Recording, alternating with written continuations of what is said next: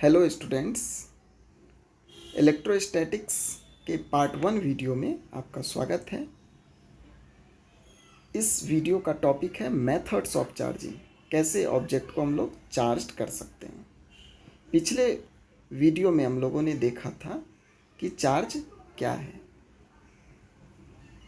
जिसको कि हम लोग फटाफट रिवाइज कर लें। Charge is the property of an object due to which it produces and experiences electrical and magnetic effect. There are two types of charges, positive charge and negative charge. हम लोगों ने ये भी देखा था कि like charges repel each other and unlike charges attract each other. तो introductory video अगर आप लोगों ने नहीं देखा है तो उसको देख लें। इसको हम लोगों ने डिस्कस कर चुका है। नेक्स्ट हमारा आज का जो टॉपिक है मेथड्स ऑफ चार्जिंग। कैसे ऑब्जेक्ट को हम लोग चार्ज कर सकते हैं। A body can be charged by following methods. Basically there are 3 methods. First methods by friction, second by electrostatic induction and third one is charging by conduction. तो एक एक को हम लोग डिस्कस करेंगे। तो पहला है चार्जिंग बाय फ्रिक्शन। इस मेथड में जब दो ऑब्जेक्ट को आप लोग रब करते हैं फ्रिक्शन, तो फ्रिक्शन के कारण इलेक्ट्रॉन एक ऑब्जेक्ट से दूसरे ऑब्जेक्ट में ट्रांसफ़र हो जाता है। जो ऑब्जेक्ट इलेक्ट्रॉन को गेन करता है वो निगेटिवली चार्ज्ड हो जाता है और जो इलेक्ट्रॉन को डोनेट करता है वो पॉजिटिवली चार्ज हो जाता है। जैसा कि इस पिक्चर में आप देख पा रहे हैं, जब आप सिल्क क्लॉथ और ग्लास रॉड को रबिंग करेंगे, एक दूसरे को घिसेंगे, तो इस प्रोसेस में ग्लास रॉड से इलेक्ट्रॉन सिल्क क्लॉथ में ट्रांसफ़र हो जाएगा। As a result silk cloth negative charge हो जाएगा क्योंकि इसने इलेक्ट्रॉन को गेन किया है, और ग्लास रॉड में इलेक्ट्रॉन का डेफिशिएंसी हो गया है, जिसके कारण ग्लास रॉड पॉजिटिवली चार्ज हो गया है। इस प्रोसेस में दोनों ऑब्जेक्ट पर जो चार्ज का अमाउंट होगा वो इक्वल होगा, लेकिन चार्ज का नेचर अपोजिट होगा। इसका रीज़न ये है कि जितना इलेक्ट्रॉन ग्लास रॉड से सिल्क क्लॉथ में ट्रांसफ़र हुआ है, सेम अमाउंट में निगेटिवली चार्ज्ड सिल्क क्लॉथ पे अपीयर होगा और सेम अमाउंट में पॉजिटिवली चार्ज्ड ग्लास रॉड पे अपीयर होगा। तो इस मेथड से हम लोग चार्ज को प्रोड्यूस कर सकते हैं। नेक्स्ट मेथड है charging by electrostatic induction. Electrostatic induction में दोनों ऑब्जेक्ट को एक दूसरे के नज़दीक लाना है, लेकिन एक दूसरे के कांटेक्ट में नहीं आना चाहिए। कांटेक्ट दोनों का नहीं बनना चाहिए। तो इस प्रोसेस में if a charged body is brought near an uncharged body, the charged body will attract opposite charge and repel similar charge present in the uncharged body. जैसा कि आप इस फिगर में देख पा रहे हैं, जब आप positively glass rod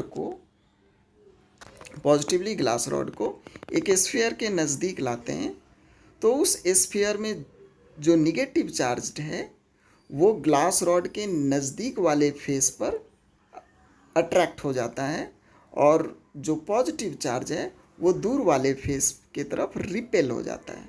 as a result यहाँ पे चार्ज सेपरेट हो पा रहा है। तो इसमें आप देख पा रहे हैं कि इस प्रोसेस में one side of neutral body closer to charge body becomes oppositely charged while the other side is similarly charged. This process is called electrostatic induction. Last हमारा जो मेथड है वो है charging by conduction.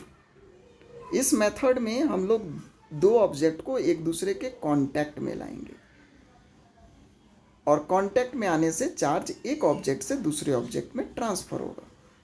So if a charged body is bound in physical contact with uncharged body, then the charge will spread over both the conductors. This is called charging by conduction. जैसा कि इस figure में आप देख पा रहे हैं, जब एक अनचार्ज्ड बॉडी को चार्ज्ड बॉडी के नज़दीक लाया जाता है तो चार्ज्ड बॉडी से अनचार्ज्ड बॉडी में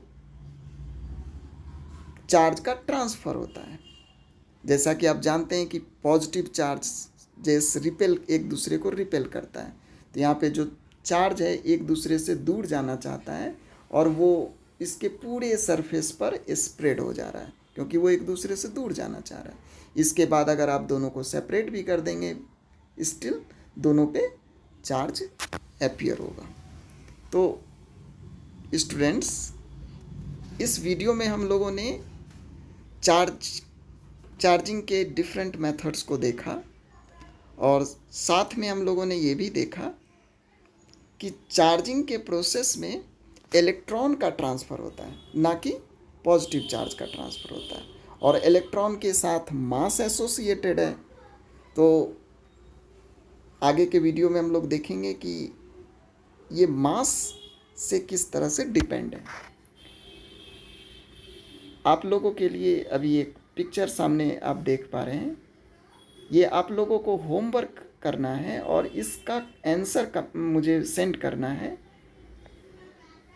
जो कि अभी आपने जो सीखा है इसी पर इसका आंसर डिपेंड करता है। तो आपको बताना है why does a charge comb attracts bits of paper. जैसा कि आप कॉम्बिंग जब कंघी करते होंगे, ड्राई हेयर में अगर कॉम्बिंग कर रहे हैं और जब कॉम्ब को आप पीस ऑफ पेपर के नज़दीक ले जाते हैं तो इस प्रोसेस में जो पीस ऑफ पेपर है, पीस ऑफ पेपर तो न्यूट्रल है, उस न्यूट्रल ऑब्जेक्ट को भी वो अपने तरफ अट्रैक्ट कर ले रहा है। तो वो क्यों कर रहा है ये आप लोगों को बताना है। जैसा कि हम लोग जानते हैं कि अगर अपोजिट चार्ज होगा तब तो एक दूसरे को अट्रैक्ट करेगा, लेकिन यहाँ पर पीस ऑफ पेपर तो न्यूट्रल है, तो न्यूट्रल को ये क्यों अट्रैक्ट कर रहा है, इसका आंसर आपको मुझे कमेंट करना है। Thanks students. नेक्स्ट वीडियो में हम लोग प्रॉपर्टीज ऑफ चार्जेस के बारे में डिस्कस करेंगे। Thank you.